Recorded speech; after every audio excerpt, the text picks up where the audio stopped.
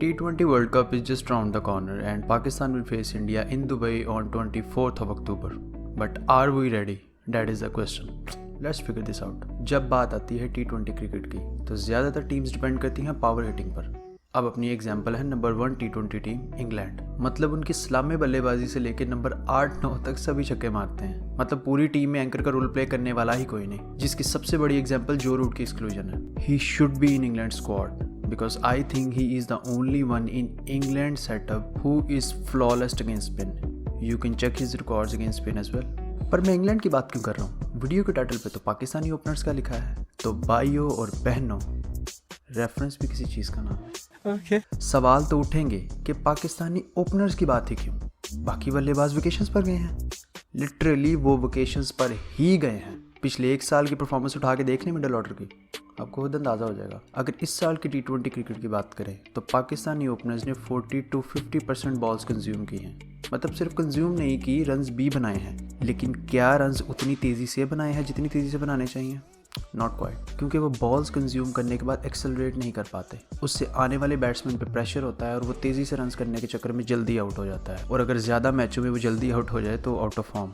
अब बात करते हैं फैक्ट्स एंड फिगर्स की। इस साल बाबर आजम ने T20 आई में 37 की एवरेज और 132 की स्ट्राइक रेट से 523 रन बनाए हैं। Too low strike rate for an opener, no doubt, लेकिन डोंट फॉरगेट कि वो एंकर का रोल प्ले करते हैं who has to stay at the crease no matter what. दूसरी जानिब मोहम्मद रिजवान ने इस साल T20 आई में 94 की एवरेज, क्या बोला तूने? 94 की एवरेज और 140 की स्ट्राइक रेट से 752 रन स्कोर किए हैं, जो कि एक कैलेंडर ईयर में किसी भी प्लेयर की T20 इंटरनेशनल में सबसे ज़्यादा रन हैं।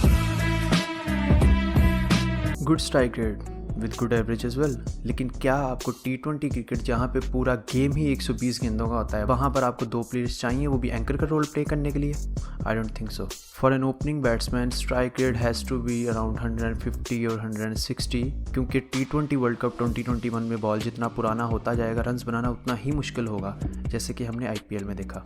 मसला इनके स्ट्राइक रेट से ज़्यादा मिडल ऑर्डर की रिलायबिलिटी का भी है, क्योंकि कहीं ना कहीं इनको भी पता है कि अगर रन्स तेज़ी से करने के चक्कर में ये आउट हो गए तो पूरा मिडल ऑर्डर प्रेशर में आ जाएगा। अगर इन दोनों की PSL रिकॉर्ड की बात की जाए तो वहाँ पे भी एवरेज और स्ट्राइक रेट ऑलमोस्ट सेम है। लेकिन कराची किंग्स में बाबर आजम के साथ ओपनिंग करते हैं शर्जील खान और लोअर मिडल ऑर्डर में खेलते हैं डैन क्रिस्टियन और मोहम्मद नबी। और मुल्तान सुल्तान में मोहम्मद रिजवान के पास है सोहेब मकसूद और रायली रूसो, जिनका स्ट्राइक रेट फेयरली हाई है। कहने का मकसद ये है कि या तो आप मिडल ऑर्डर में इन दोनों ओपनर्स को पोलार्ड, हेटमायर, मैक्सवेल, पुरान, जस्ट सेइंग, वो दे दें, या फिर आप इनको कहीं के तेज़ खेलें, जो कि इनके बैटिंग स्टाइल के साथ भी लिटरली ज़्यादती होगी। जिस तरह का इनका बैटिंग स्टाइल है उस तरह हम ICC के इवेंट तो निकाल लेंगे, क्योंकि वहाँ पे एक फेयरली गुड बैलेंस होता है बॉल और बैट के दरमियान। लेकिन हमें बायलैटरल सीरीज़ में मुश्किल होगी, क्योंकि वहाँ पे रन्स फ्लो करते हैं। कंक्लूजन इज़ कि हमारा मसला सिर्फ ओपनिंग नहीं है, पूरा बैटिंग स्ट्रक्चर ही ख़राब है। Out of form player T20 world cup खेलने जा रहे हैं, मिडल ऑर्डर रिलायबिलिटी नहीं है, डाउन दी ऑर्डर कोई हिटर नहीं है। एनीवे, सब तो लड़के जा चुके हैं, so we should support them,